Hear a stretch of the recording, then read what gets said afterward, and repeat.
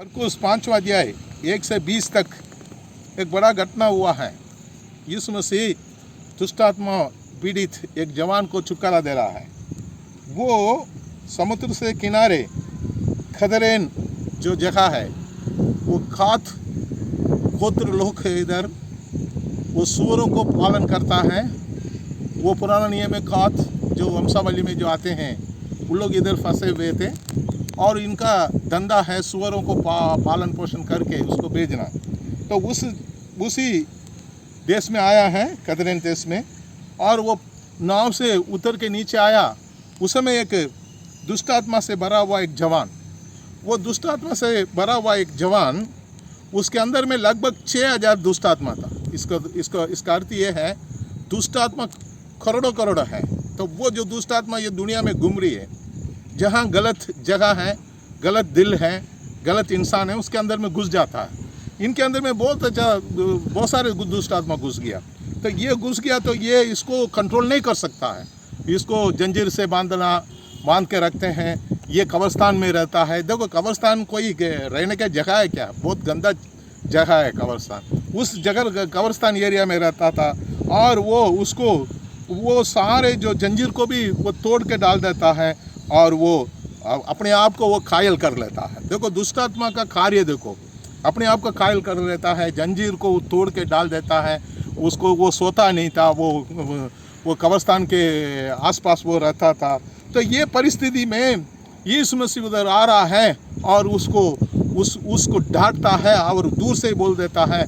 और वो यीशु मसीह को बोल रहा है, यीशु आप परमेश्वर का पुत्र हैं, हमें क्यों सताने के लिए आया है? देखो यीशु मसीह से ये शैतान बहुत दुख हो रहा है। यीशु मसीह को देख के दुख हो रहा है। यीशु मसीह का लहू, यीशु का नाम, इसलिए यही मरकुस में लिखा है, मरकुस 16:17 में, यीशु के नाम से आप लोग दुष्टात्मा का, मेरे नाम से दुष्टात्मा को निकालेंगे बोलकर मरकुस 16:17 में यीशु मसीह आज्ञा दिया। इधर यीशु को देख के दुष्टात्मा बहुत परेशानी हो रहा था। यीशु मसीह उसको हुक्म दे रहा है, तो तू निकल के जा।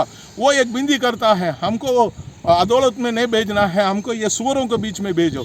2000 सुअर, ये 2000 के सुअर के अंदर में 6000 दुष्टात्मा घुस गया। वो 2000 सुअर पहाड़ के ऊपर से समुद्र में गिर के मर गया।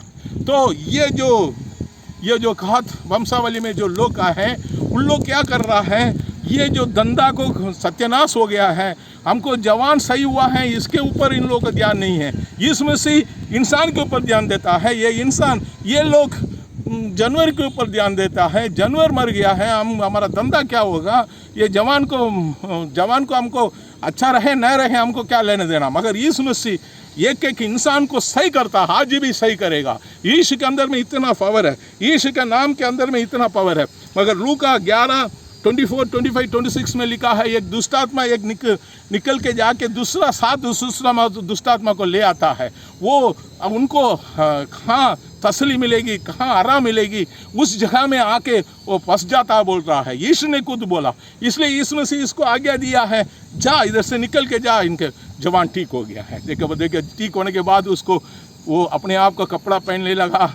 यीशु मसीह के पाँव में गिर कर वो विनती करने लगा, मैं भी आपके साथ आऊँगा। यीशु मसीह ने बोला, आप जाके सारे जगह में गवाही बोलो। गवाही बोलना जरूरी है। परमेश्वर मुझे छुड़ाया।